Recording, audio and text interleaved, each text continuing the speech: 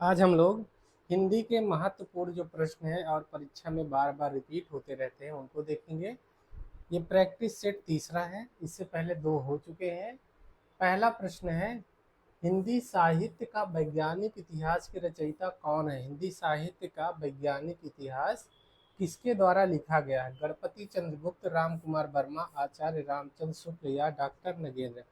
इसका उत्तर क्या हो जाएगा, कमेंट करिए। हिंदी साहित्य का वैज्ञानिक इतिहास किसके द्वारा लिखा जाता है? तो गणपति चंद्रगुप्त के द्वारा लिखा जाता है।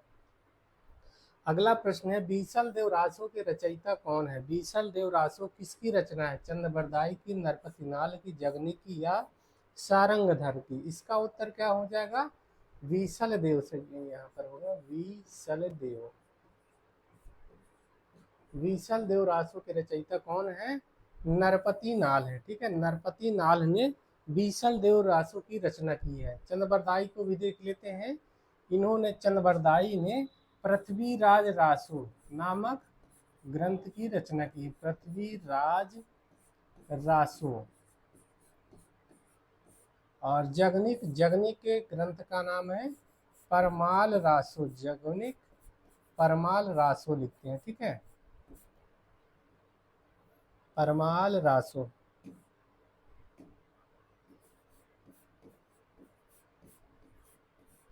इसमें आल्हा और ऊदल नामक दो वीर सरदारों का चित्रण। ठीक है, आल्हा और ऊदल। इसी को आल्हा खंड के नाम से भी जाना जाता है। ठीक है, आल्हा खंड के नाम से भी जाना जाता है, ये भी देख लेते हैं। सारंगधर की कमेंट करिएगा क्या हो जाएगा।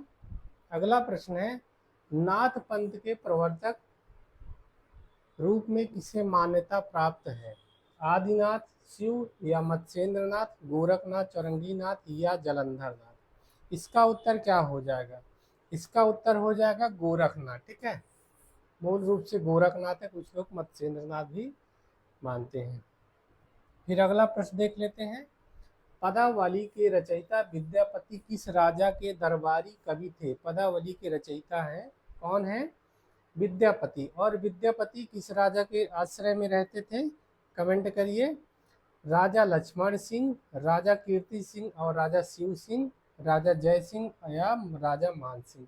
तो इसका उत्तर क्या हो जाएगा? विद्यापति राजा कीर्ति सिंह और राजा शिव सिंह के आश्रय में रहते थे, तो बी वाला उत्तर सही हो जाएगा। विद्यापति की अन्य रचना भी देख लेते हैं। कीर्ति लता, कीर्ति लता ये भी पूछी जाती है। दूसरी है कीर्ति पताका, कीर्ति पताका, इसको भी याद रखिए। पदावली तो प्रश्न में ही दिए गई है। ठीक है, ये तीन इनकी महत्वपूर्ण रचनाएं हैं, बाकी रचनाएं तो और कई सारी हैं। अगला प्रश्न है, कबीर की भाषा को सधुक्कड़ी किसने कहा है? आचार्य रामचंद्र शुक्ल ने, हजारी प्रसाद द्विवेदी ने, श्याम सुंदर दास ने या गुलाब राय ने? इसका उत्तर क्या हो जाएगा, कमेंट करिए। कबीर की भाषा को सधुक्कड़ी भाषा किसने कहा है? इसका उत्तर क्या हो जाएगा, कमेंट करिए। तो उत्तर हो जाएगा आचार्य रामचंद्र शुक्ल ने। ठीक है, और हजारी प्रसाद द्विवेदी कबीरदास को वाणी का डिक्टेटर कहते हैं, ये भी पूछा जाता है। वाणी का डिक्टेटर भी कहते हैं। ठीक है, डिक्टेटर। फिर अगला प्रश्न है, पद्मावत में कुल कितने खंड या सर्ग हैं? पद्मावत में कुल कितने खंड या सर्ग हैं? ये भी प्रश्न पूछा जाता है। 50, 57, 65 या 72? इसका उत्तर क्या हो जाएगा, कमेंट करिए। पद्मावत में कुल कितने खंड है? उत्तर हो जाएगा 57। ठीक है, पद्मावत किसकी रचना है? तो ये भी देख लेते हैं। पद्मावत मलिक मोहम्मद जायसी, मलिक मोहम्मद जायसी की रचना है। ठीक है, और पद्मावत में 57 खंड हैं। पद्मावत के नायक नायिका भी पूछ लेते हैं, ये भी पूछा जाता है। तो रतन सेन नायक है, रतन सेन। और दूसरा कौन है?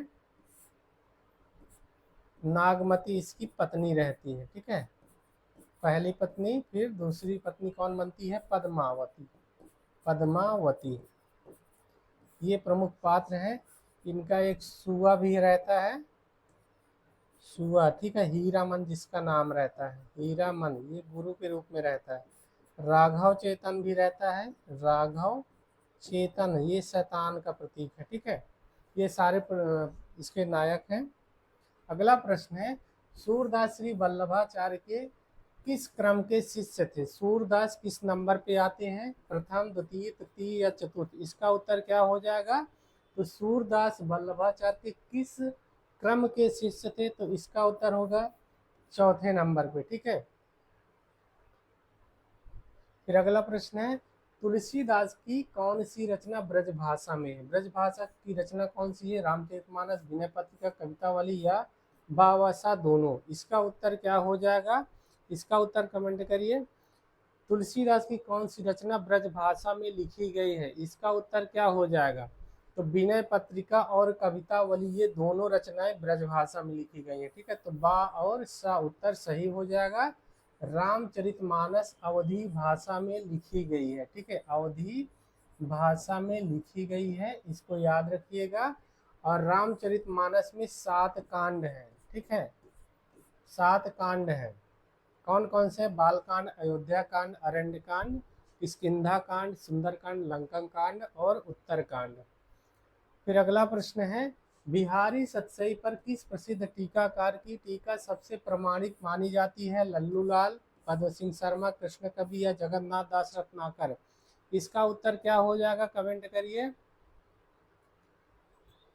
बिहारी सतसई पर किस प्रसिद्ध टीकाकार की टीका सबसे प्रमाणित मानी जाती है? इसका उत्तर क्या हो जाएगा? कमेंट करिए। तो जगन्नाथ दास रत्नाकर की सबसे प्रमाणिक मानी जाती है, ठीक है। बिहारी रत्नाकर इसका नाम रहता है। नाम क्या रहता है? बिहारी रत्नाकर, बिहारी रत्नाकर। फिर अगला प्रश्न है, रीति काल के किस कवि को कठिन काव्य का प्रेत कहा जाता है? ये प्रश्न मोस्ट इंपॉर्टेंट है, अक्सर आता जाता रहता है, ठीक है, इसको देख लीजिएगा। रीति काल के किस कवि को कठिन काव्य का प्रेत कहा जाता है? तो चिंतामणि, केशवदास, मतीराम या सेनापति? इसका उत्तर क्या हो जाएगा? रीति काल का कठिन काव्य का प्रेत किसे कहा जाता है? तो केशवदास को कहा जाता है, ठीक है। केशवदास की रचना भी देख लेते हैं। कवि प्रिया है, कवि प्रिया, रसिक प्रिया,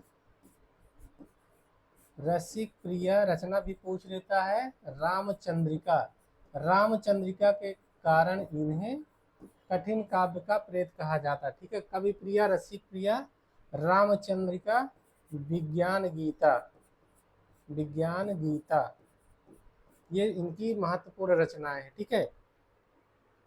और सेनापति का कवित रत्नाकर एक याद कर लीजिए, ये भी अक्सर पूछी जाती रहती है, कवित रत्नाकर।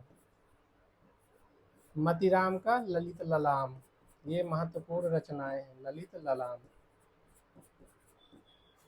फिर अगला प्रश्न है, भारतेंदु जी ने कुल कितने नाटकों की रचना की है? 10, 15, 17 या 20? इसका उत्तर क्या हो जाएगा? तो भारतेंदु जी ने कुल कितने नाटकों की रचना की है? उत्तर हो जाएगा 17 नाटकों की रचना है, ठीक है। इनके प्रमुख नाटक को हम देख लेते हैं 2-4। पहले है भारत दुर्दशा, याद रखिएगा, भारत दुर्दशा है। नील देवी है, नील देवी है, ये इनके महत्वपूर्ण नाटक है, ठीक है।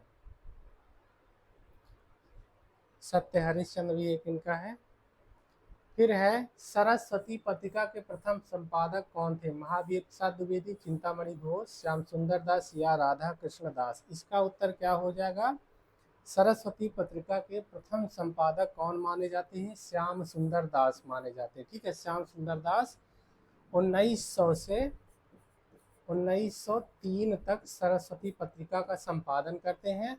और इसके पश्चात महावीर प्रसाद द्विवेदी सरस्वती पत्रिका का संपादन कार्यभार करते हैं, ठीक है। और 1903 से लेकर 1920 ईस्वी तक निरंतर लगातार इसका संपादन करते रहते हैं। फिर अगला प्रश्न है, साकेत महाकाव्य का मुख्य उपजीव्य क्या है? रामकथा, उर्मिला के संदर्भ में, महाभारत, कृष्ण लीला या शिव पुराण? इसका उत्तर क्या हो जाएगा? साकेत महाकाव्य का मुख्य उपजीव्य क्या है? इसका उत्तर क्या हो जाएगा?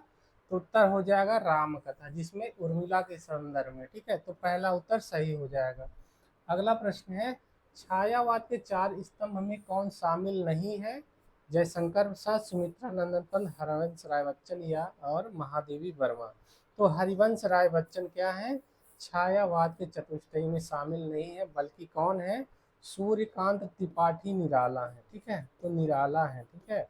4 लोग हैं, प्रसाद है, पंत है, निराला है और महादेवी वर्मा है। इनकी एक एक चर्चित रचना देख लेते हैं। जयशंकर प्रसाद की कामायनी हो गई, याद रखिएगा 15 सर्ग है, ये भी पूछा जाता है। चिंता, आशा, श्रद्धा, काम, वासना, लज्जा, कर्म, ईर्ष्या, ईरा, स्वप्न, संघर्ष, निर्वेद, दर्शन, रहस्य, आनंद। पंत की चिदम्बरा याद रखिएगा, चिदम्बरा ये भी महत्वपूर्ण रचना है। हरिवंश राय बच्चन छोड़ देते हैं। महादेवी वर्मा की यामा है, ठीक है। और इनकी अन्य रचना है निहार रश्मि नीरजा, निहार रश्मि नीरजा, सांध गीत, ये सारी इनकी रचनाएं हैं। अगला प्रश्न है, प्रगतिवाद उपयोगितावाद का दूसरा नाम है, यह कथन किसका है? प्रगतिवाद उपयोगितावाद का दूसरा नाम है, यह किसका कथन है? इसका उत्तर क्या हो जाएगा? नंद दुलारे वाजपेयी, रामस्वरूप चतुर्वेदी, नामवर सिंह या शिवदान सिंह चौहान। तो इसका उत्तर क्या हो जाएगा? प्रगतिवाद को उपयोगितावाद किसने कहा? इसका उत्तर हो जाएगा नंद दुलारे वाजपेयी, ठीक है। नंद दुलारे वाजपेयी प्रगतिवाद को उपयोगितावाद का दूसरा नाम देते हैं। इसके बाद अगला प्रश्न है, शेखर एक जीवनी किस विधा की रचना है? जीवनी, उपन्यास, आत्मकथा या संस्मरण। इसका उत्तर क्या हो जाएगा? शेखर एक जीवनी उपन्यास है, ठीक है। और किसके द्वारा लिखा जाता है? अज्ञेय के द्वारा लिखा जाता है, अज्ञेय का उपन्यास है, ठीक है। शेखर एक जीवनी। और इनके अन्य उपन्यास देख लेते हैं अज्ञेय के। शेखर एक जीवनी हो गया, शेखर एक जीवनी। इसके बाद एक और है, क्या है? नदी के द्वीप, नदी के द्वीप। इसके बाद एक और क्या है? अपने अपने अजनबी, अपने अपने अजनबी। इनको भी याद रखिएगा, ये भी इनके उपन्यास है। फिर अगला देख लेते हैं, गोदान उपन्यास का प्रकाशन वर्ष क्या है? 1935, 36, 38 या 1940 ईस्वी। इसका उत्तर क्या हो जाएगा? तो गोदान उपन्यास का प्रकाशन वर्ष क्या माना जाता है? 1936 ईस्वी, ठीक है। प्रेमचंद का उपन्यास है, याद रखिएगा, प्रेमचंद का उपन्यास है। प्रेमचंद के द्वारा अन्य उपन्यास भी लिखे गए हैं, सेवा सदन, सेवा सदन। दूसरा है प्रेमाश्रम, प्रेमाश्रम। तीसरा है रंगभूमि, रंगभूमि। फिर है कर्मभूमि, कर्मभूमि।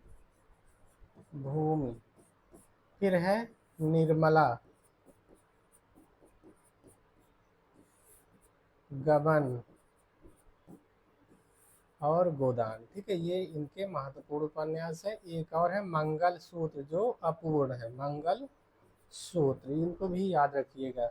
फिर अगला प्रश्न है, 8वां सर्ग नाटक के रचनाकार कौन है? सुरेंद्र वर्मा, लक्ष्मी नारायण लाल, मोहन राकेश या भीष्म साहनी।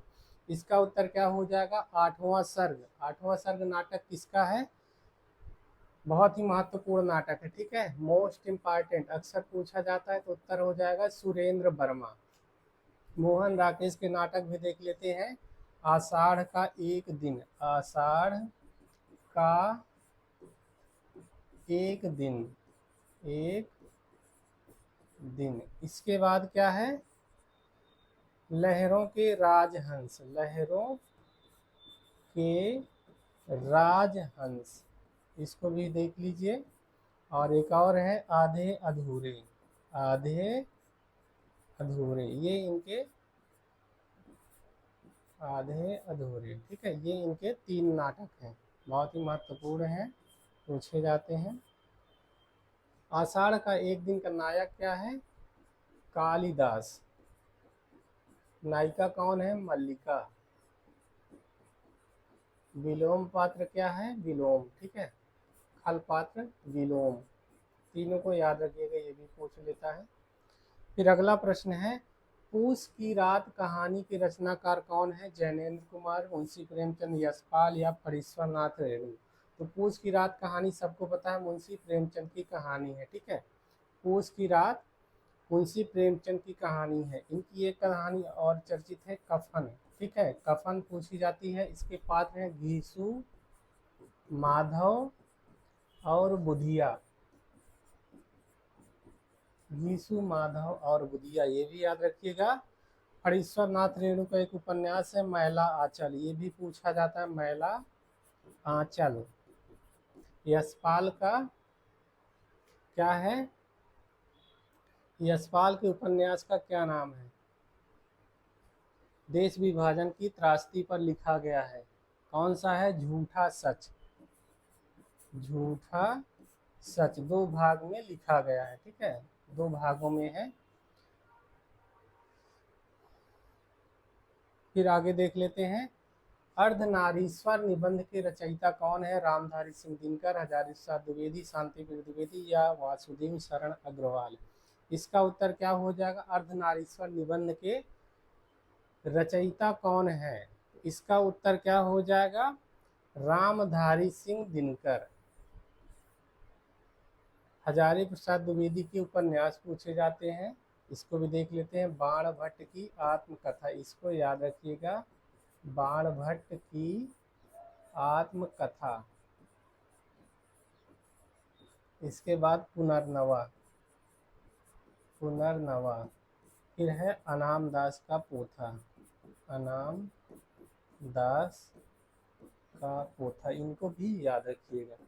फिर अगला प्रश्न है, हिंदी भाषा की उत्पत्ति किस भाषा से मानी जाती है? संस्कृत, प्राकृत, अपभ्रंश या पाली। इसका उत्तर क्या हो जाएगा? हिंदी भाषा की उत्पत्ति किससे मानी जाती है? उत्तर हो जाएगा अपभ्रंश से, ठीक है। हिंदी भाषा की उत्पत्ति किससे मानी जाती है? अपभ्रंश से। घ वर्ण का उच्चारण स्थान क्या है? कंठ, तालु, मूर्धा या दंत। इसका उत्तर क्या हो जाएगा? घ वर्ण का उच्चारण स्थान कंठ है। कंठ में क्या आता है? का वर्ग की ध्वनियां। का वर्ग में क्या है? का, खा, गा, घा, अंगा। इसके बाद तालु में क्या आती है? तालु में तालु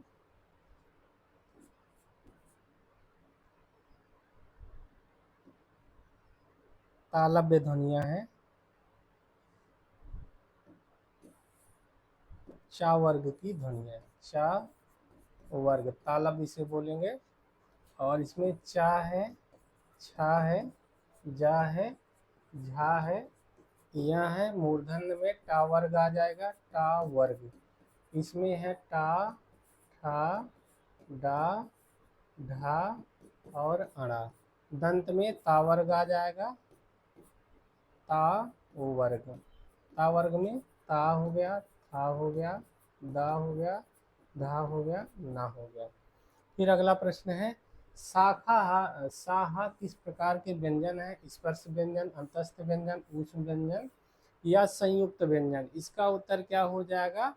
उत्तर हो जाएगा शाखा सा ऊष्म या संघर्षी व्यंजन है, ठीक है। तो सा वाला सही हो जाएगा। अंतस्थ व्यंजन में क्या हो जाएगा? या, रा, ला, वा। संयुक्त व्यंजन छोड़ देते हैं। फिर अगला है, नयन शब्द का सही संधि विच्छेद क्या है? ने धन अन, नय धन अन, नो धन अन, ना धन अन। इसका उत्तर क्या हो जाएगा? कमेंट करिए। तो नयन शब्द का सही विच्छेद क्या हो जाएगा? ने धन अन, ठीक है, नयन। और इसमें संधि कौन सी हो जाएगी? इसका उत्तर क्या हो जाएगा? अयादि संधि, ठीक है, अयादि संधि हो जाएगी। ये भी पूछ लेता है। अगला प्रश्न है, पंचवटी शब्द में कौन सा समास है? द्विगु समास, द्वंद्व समास, कर्मधारय समास या बहुव्रीहि समास। पंचवटी में कौन सा समास हो जाएगा? समास विग्रह करेंगे तो 5 वटों, 5 है, ठीक है। पंचवटी समास विग्रह 5 वटों का समूह, ठीक है। और इसमें कौन सा समास हो जाएगा? द्विगु समास हो जाएगा। द्विगु समास कहाँ होता है? जहाँ पर पूर्व पद क्या होता है, संख्यावाची होता है, पूर्व पद या संख्यावाची होगा, वहाँ पर क्या हो जाएगा, द्विगु समास हो जाएगा। द्वंद्व समास में जहाँ पूर्व और उत्तर दोनों पद प्रधान होंगे। कर्मधारय में पूर्व पद उत्तर पद में विशेषण विशेष या उपमेय उपमान का संबंध रहेगा। बहुब्रीहि समास में न पूर्व पद की प्रधानता रहेगी और ना ही उत्तर पद की प्रधानता रहेगी, बल्कि दोनों मिलकर अन्य पद की ओर इशारा या संकेत कहेंगे। ठीक है। फिर अगला प्रश्न है, सुलभ शब्द का सही विच्छेद क्या है, दुर्लभ, असंभव, कठिन या अप्राप्य। इसका उत्तर क्या हो जाएगा, सुलभ का विलोम पूछ रहा है तो सुलभ का विलोम क्या होता है, दुर्लभ होता है। ठीक है। फिर अगला प्रश्न है, जिसकी कोई उपमा ना हो उसके लिए एक शब्द क्या होगा, जिसकी कोई उपमा ना हो उसके लिए एक शब्द क्या होगा, अनुपम, अतुलनीय, अद्वितीय या अनुपमेय। तो इसका उत्तर क्या हो जाएगा, कमेंट करिए। जिसकी जिसकी कोई उपमा ना हो, इसका क्या हो जाएगा, जिसकी कोई उपमा ना हो अनुपम हो जाएगा। ठीक है। और जिसकी तुलना ना की जा सके अतुलनीय हो जाएगा। जिसके समान कोई दूसरा ना हो अद्वितीय हो जाएगा। अगला प्रश्न है, अरे तुम आ गए वाक्य में किस प्रकार का अव्यय है, विस्मयादि बोधक, संबंध बोधक, समुच्चय बोधक या क्रिया विशेषण। इसका उत्तर क्या हो जाएगा, तो अरे तुम आ गए, इसमें क्या हो जाएगा, विस्मयादि बोधक हो जाएगा। ठीक है। विस्मयादि बोधक अव्यय हो जाएगा। अगला प्रश्न है, शुद्ध वर्तनी वाला शुद्ध शब्द चुनिए। ये प्रश्न बार बार पूछा जाता है, इसलिए इसको देख के रखिएगा।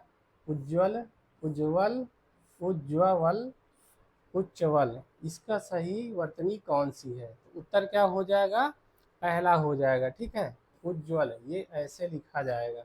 फिर अगला प्रश्न है, हिंदी में कारक चिन्हों की संख्या कितनी मानी गई, 6, 7, 8 या 9। उत्तर हो जाएगा 8। हिंदी में 8 कारक माने जाते हैं। कर्ता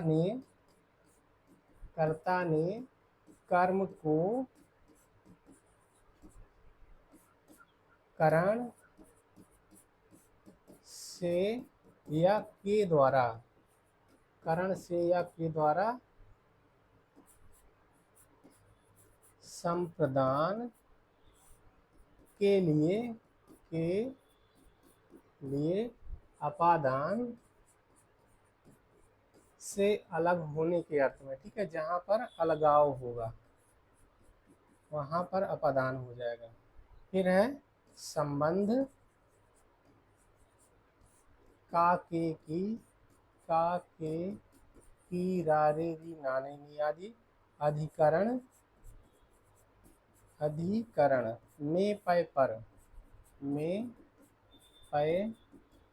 पर और संबोधन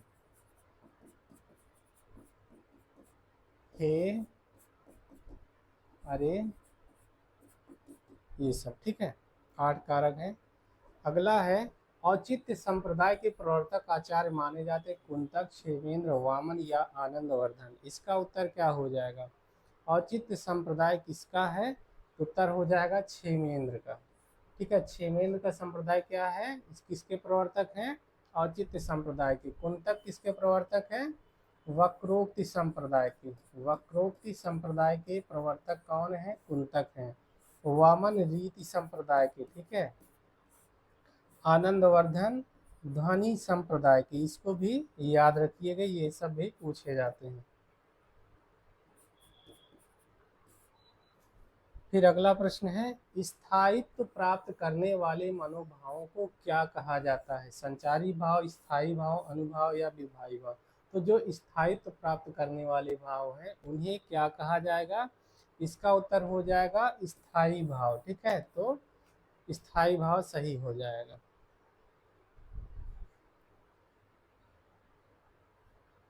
फिर अगला प्रश्न है, वीर रस का स्थायी भाव क्या है, उत्साह, क्रोध, भय या जुगुप्सा। तो वीर रस का स्थायी भाव क्या हो जाएगा, उत्साह हो जाएगा। क्रोध का स्थायी भाव क्या होता है, रौद्र, सॉरी, क्रोध किसका स्थायी भाव है? रौद्र रस का, ठीक है। और भय क्या है? भयानक रस का स्थायी भाव, भयानक रस का। जुगुप्सा किसका है? जुगुप्सा या घृणा विभत्स रस का स्थायी भाव हो जाएगा, इसको भी देख लीजिएगा। फिर अगला प्रश्न है, पीपर पात सरिस मंडोला में कौन सा अलंकार है? उपमा, रूपक, उत्प्रेक्षा या श्लेष? तो इसका उत्तर क्या है? रूपक अलंकार, ठीक है। सॉरी, पीपर पात सरिस मंडोला के समान मंडोला, तो जहाँ पर उपमेय की उपमान से तुलना की जाती है वहाँ पर उपमा अलंकार हो जाएगा, ठीक है। उपमा हो जाएगा। फिर अगला प्रश्न है, जहाँ कारण के बिना कार्य की उत्पत्ति हो वहाँ कौन सा अलंकार होगा? फिर से देखते हैं, जहाँ कारण के बिना कार्य की उत्पत्ति हो वहाँ कौन सा अलंकार होता है? विभावना अलंकार, विशेषोक्ति अलंकार, असंगति अलंकार या भ्रांति मान अलंकार? इसका उत्तर क्या हो जाएगा? तो जहाँ पर बिना कारण के ही कार्य हो जाए वहाँ क्या होता है? विभावना अलंकार होता है। और जहाँ पर कारण रहे लेकिन कार्य ना हो वहाँ पर क्या हो जाता है? कमेंट करिएगा, ठीक है। अगला प्रश्न है, सोरठा छंद किस छंद का उल्टा होता है? रोला, दोहा, चौपाई या बरवई? इसका उत्तर क्या हो जाएगा? तो सोरठा दोहा छंद का उल्टा होता है, ठीक है। इसमें क्या होता है? 13 11 पे पहले और तीसरे चरण में 13 मात्राएं होगी, दूसरे चौथे में 11 होगी, जबकि सोरठा में क्या होता है? 11 पहले और तीसरे में रहेंगी और दूसरे चौथे में 13 हो जाएंगी। चौपाई 16 मात्राओं का छंद है, ठीक है। अगला प्रश्न है, कुंडलिया छंद में कुल कितने कितने चरण होते हैं? 4, 6, 8 या 10? इसका उत्तर क्या हो जाएगा? कुंडलिया छंद में कुल कितने चरण होते हैं? तो उत्तर हो जाएगा 6, ठीक है। फिर अगला प्रश्न है, गीतिका छंद के प्रत्येक चरण में कुल कितनी मात्राएं होती हैं? गीतिका छंद के प्रत्येक चरण में कुल कितनी मात्राएं होती हैं? इसका उत्तर क्या हो जाएगा? 24, 26, 28 या 31? इसका उत्तर क्या हो जाएगा? तो गीतिका में 26 होती है, ठीक है, याद रखिएगा, गीतिका 26। अगला प्रश्न है, साहित्य दर्पण ग्रंथ के रचनाकार कौन है? आचार्य विश्वनाथ, मम्मट, भरत मुनि या पंडित राज जगन्नाथ? तो साहित्य दर्पण किसकी रचना है? विश्वनाथ की है, ठीक है। आचार्य विश्वनाथ के द्वारा साहित्य दर्पण लिखा जाता है। मम्मट का काव्य प्रकाश है, ये भी याद रखिएगा, मम्मट का ग्रंथ क्या है? काव्य प्रकाश। भरत मुनि का नाट्य शास्त्र।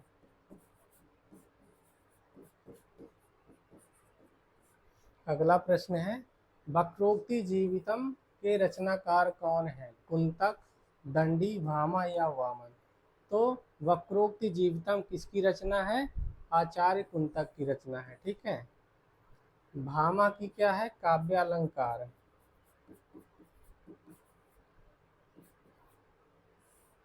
दंडी का क्या है? काव्यादर्श है।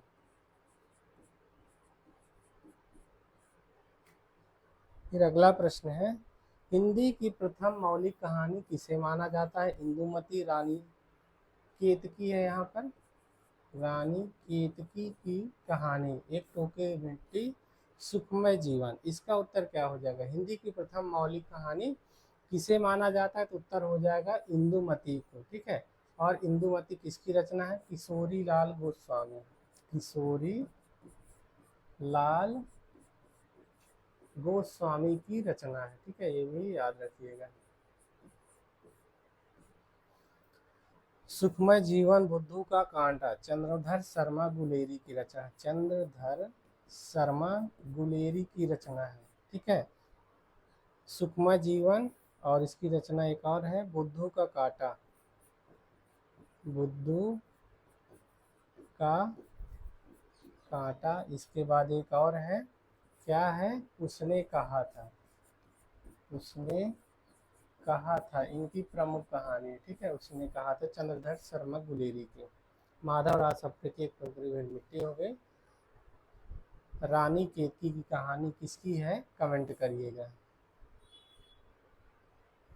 हिंदी का प्रथम उपन्यास परीक्षा गुरु के लेखक कौन है? बाल कृष्ण भट्ट, लाला निवास दास, सिद्धाराम फुलोरी या प्रेमचंद? हिंदी का प्रथम उपन्यास परीक्षा गुरु के लेखक कौन है? इम्पॉर्टेंट प्रश्न है, ठीक है, मोस्ट इम्पॉर्टेंट है। तो लाला निवास दास का क्या है? परीक्षा गुरु है, ठीक है, तो उत्तर हो जाएगा लाला निवास दास।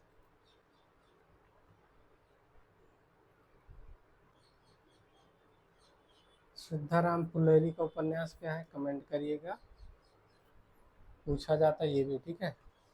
अगला प्रश्न है, तार सप्तक प्रथम सप्तक का प्रकाशन वर्ष क्या है? तार सप्तक का प्रकाशन वर्ष पूछ रहा है, ठीक है, तो 1943, 47, 51 या 59। इसका उत्तर क्या हो जाएगा? तार सप्तक का प्रकाशन वर्ष क्या है?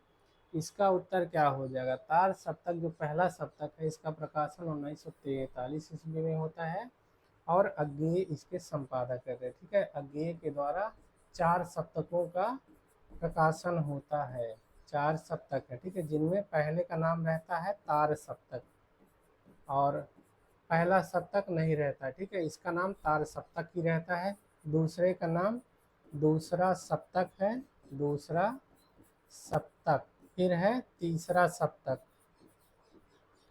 तीसरा सप्तक, और इसके बाद है चौथा सप्तक, चौथा सप्तक।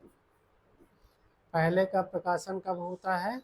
तार सप्तक का 1943 में, फिर दूसरा 1951 में आता है, तीसरा 1959 में आता है और चौथा कब आता है? कमेंट करिएगा। फिर अगला प्रश्न है, कामायनी महाकाव्य के प्रथम सर्ग का नाम क्या है? कामायनी महाकाव्य के प्रथम सर्ग का क्या नाम रहता है? चिंता, आशा, श्रद्धा, काम। इसका उत्तर क्या हो जाएगा? उत्तर हो जाएगा चिंता, ठीक है।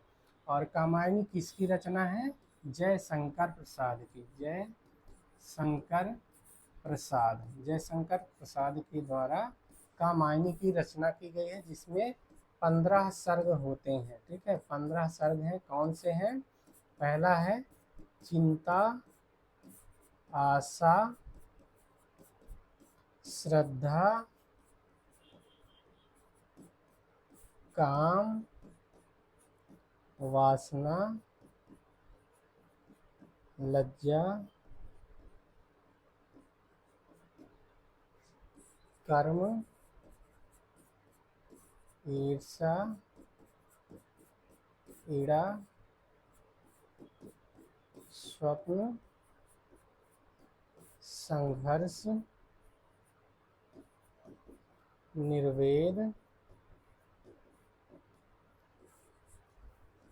दर्शन, रहस्य और आनंद। इनको याद कर लीजिएगा, क्रम पूछता रहता है, ठीक है। चिंता, आशा, श्रद्धा, काम, वासना, लज्जा, कर्म, ईर्ष्या, ईर्ष्या, स्वप्न, संघर्ष, निष्ठेय, दर्शन, रहस्य और आनंद। अगला प्रश्न है, सुमित्रा नंदन पंत को किस रचना पर भारतीय ज्ञानपीठ पुरस्कार मिला है? चिदंबरा, पल्लव, लोकायतन या युगांत।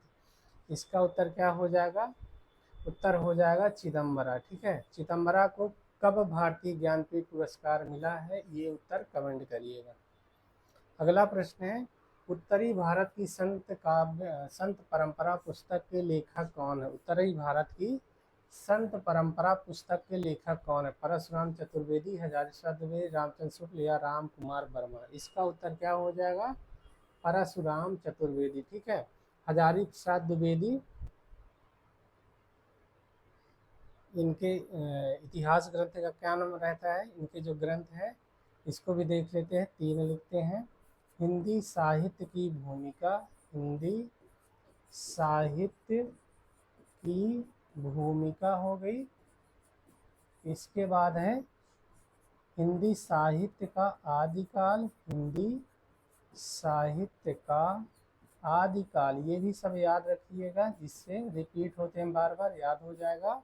और तीसरा है हिंदी साहित्य उद्भव और विकास, ठीक है, हिंदी साहित्य उद्भव और विकास, हिंदी साहित्य का उद्भव और विकास। तीनों इनकी महत्वपूर्ण रचना याद करिएगा। रामचंद्र शुक्ल के इतिहास ग्रंथ का क्या नाम रहता है? हिंदी साहित्य का इतिहास, हिंदी साहित्य का इतिहास। ठीक है, ये हिंदी साहित्य का विकास शीर्षक से प्रकाशित होता है 1929 ईस्वी में। राम कुमार वर्मा हिंदी साहित्य का आलोचनात्मक इतिहास लिखते हैं। हिंदी साहित्य का आलोचनात्मक इतिहास लिखते हैं। आलोचनात्मक इतिहास लिखते हैं, ये भी सब याद रखिएगा। अगला प्रश्न है, प्रयोगवाद के बाद नई कविता नामकरण किसने किया? अगेन, नगेन, शमशेर बहादुर या मुक्तिबोध? इसका उत्तर क्या हो जाएगा? कमेंट करिए, इसका उत्तर क्या हो जाएगा? तो प्रयोगवाद के बाद नई कविता का नामकरण कौन करता है? अज्ञेय करते हैं। ठीक है,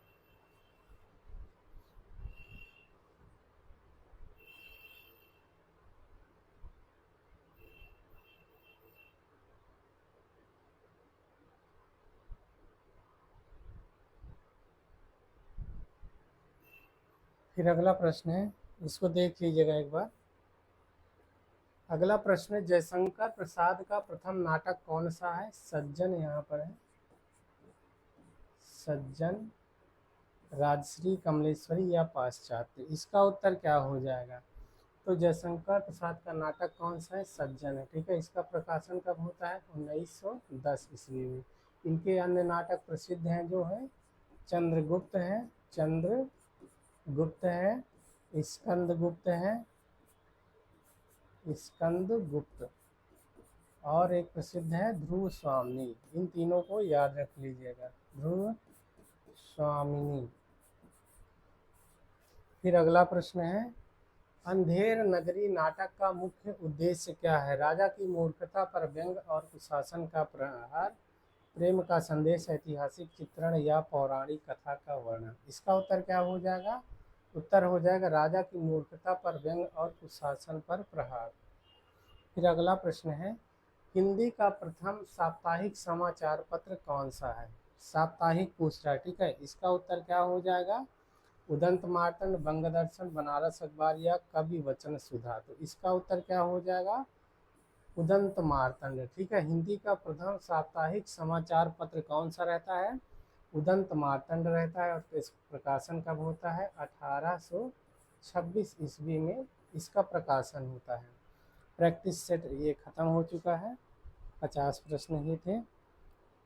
और तीसरा प्रैक्टिस सेट है ये।